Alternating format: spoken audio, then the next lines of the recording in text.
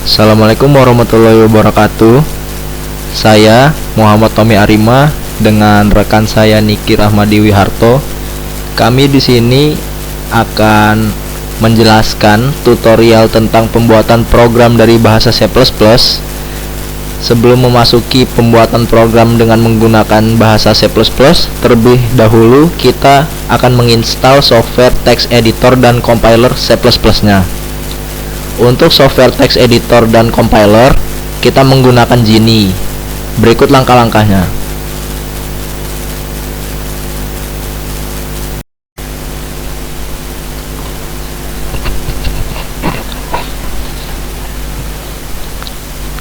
Sekarang kita akan menginstal software Geany-nya. Buka terminal. Buka terminal bisa melalui launcher juga. Ketik terminal, klik terminalnya.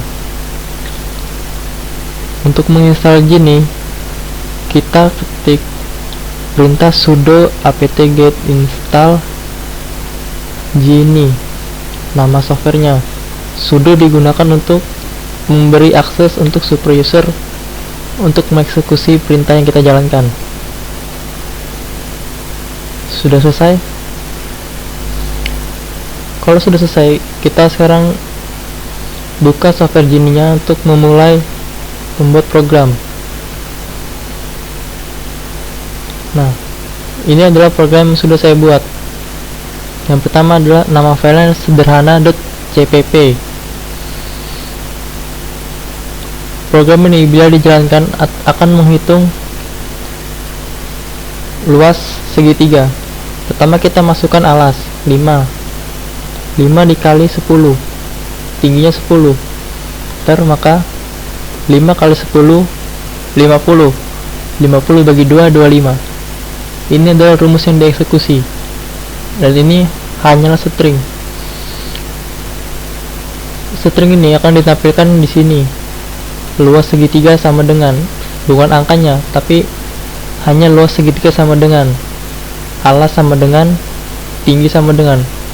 Itu stringnya. Dan ini nilai 5 ini adalah variabel untuk alas. Nilai 10 ini untuk tingginya. Dan 25 ini adalah hasil eksekusi dari alas kali tinggi bagi 2.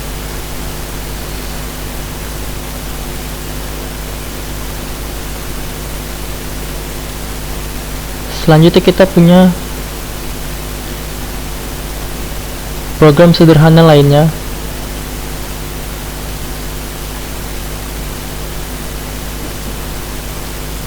Di sini kita akan belajar tentang struktur data pada C++.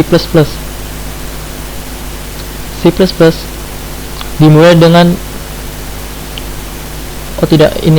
pagar pada program bahasa C++ digunakan untuk menginstruksikan prosesor. Semua perintah setelah pagar ini akan diinstruksikan pada prosesor. Dalam hal ini kita memasukkan perintah include. Artinya kita akan memasukkan file atau library ke dalam program C++ nya. Dan library yang kita gunakan adalah IOStream. IOStream ini digunakan untuk fungsi-fungsi input output pada program. Dan namespace yang kita gunakan adalah std. Kenapa kita menggunakan namespace? Agar kita tidak menulis std lagi pada program seperti ini. Ini tidak efisien, akan menghabiskan waktu. Lebih baik kita menulisnya di sini. Kita definisikan terlebih dahulu, maka fungsi-fungsi ini akan bisa ditulis tanpa std.2 dua kali.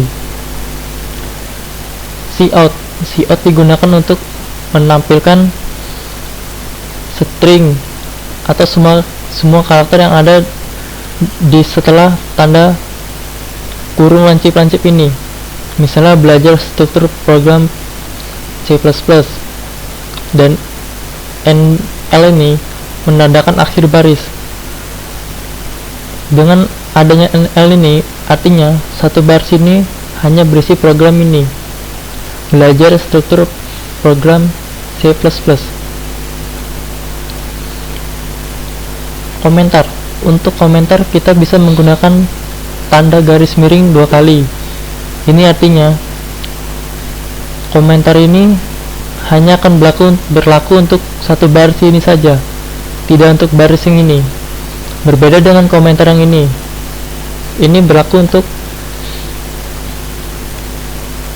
berlaku sampai tanda bintangnya ditutup dengan garis miring. Apabila ini kita buka,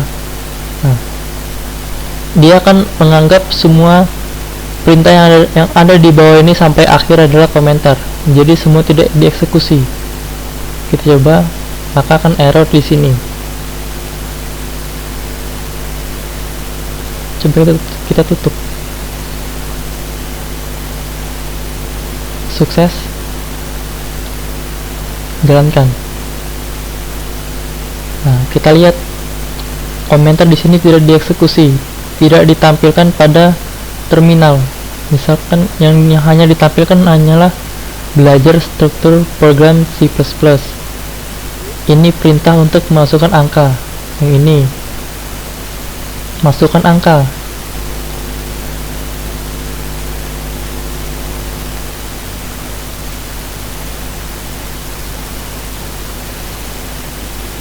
Untuk yang selanjutnya masih dengan struktur C++.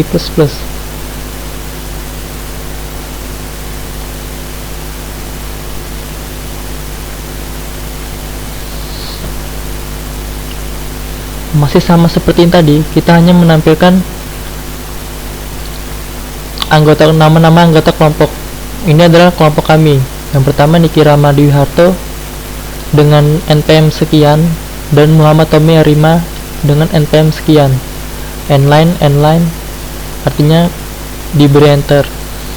Dan ini adalah komentar yang tidak akan dieksekusi. Untuk using dalam setiap program C++ itu dimulai dengan fungsi main. Main adalah fungsi utama, fungsi yang akan dijalankan pertama kali setiap program berjalan.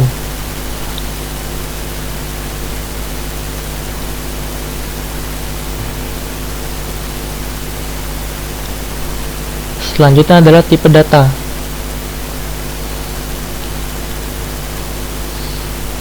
Tipe data ini adalah yang menyatakan tipe dalam suatu data. Misalkan integer. Integer ini adalah berisi bilangan bulat. Misalkan 1, 2, 3, 4.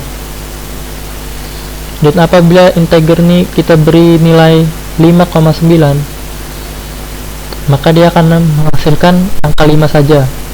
Untuk float bisa mengandung koma. Jadi apabila kita mengisi 5.6 akan menghasilkan 5.6 juga. Jadi perbedaan integer sama float di sini adalah integer tidak mengandung koma dan float mengandung koma.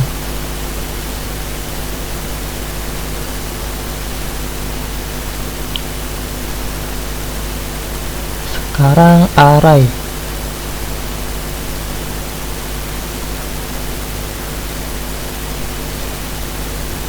Array digunakan untuk pengelompokan data.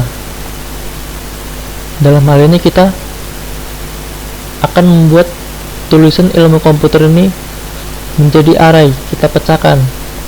Kita akan menampilkan karakter ke-10 dari kata ilmu komputer. Untuk array ini semua diawal dari 0, dari indeks 0. Semua indeks diawal dari 0. Jadi 0, 1, 2, 3, 4, 5, 6, 7, 8, 9, 10. Maka program ini akan menampilkan huruf T.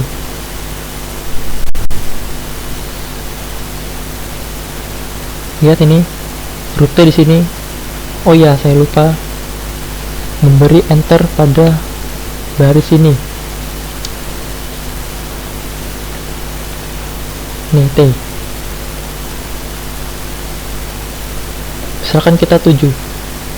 Kita beri 7, kita hitung 0, 1, 2, 3, 4, 5, 7. Berarti huruf M akan ditampilkan pada terminal. Huruf M. Benar.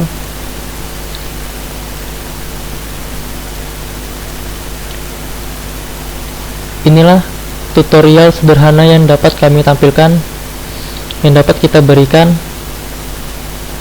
Untuk lebih dan kurangnya, kami mohon maaf. Bila ada kesalahan, mohon dimaafkan. Wabillahi taufiq wal hidayah. Wassalamualaikum warahmatullahi wabarakatuh.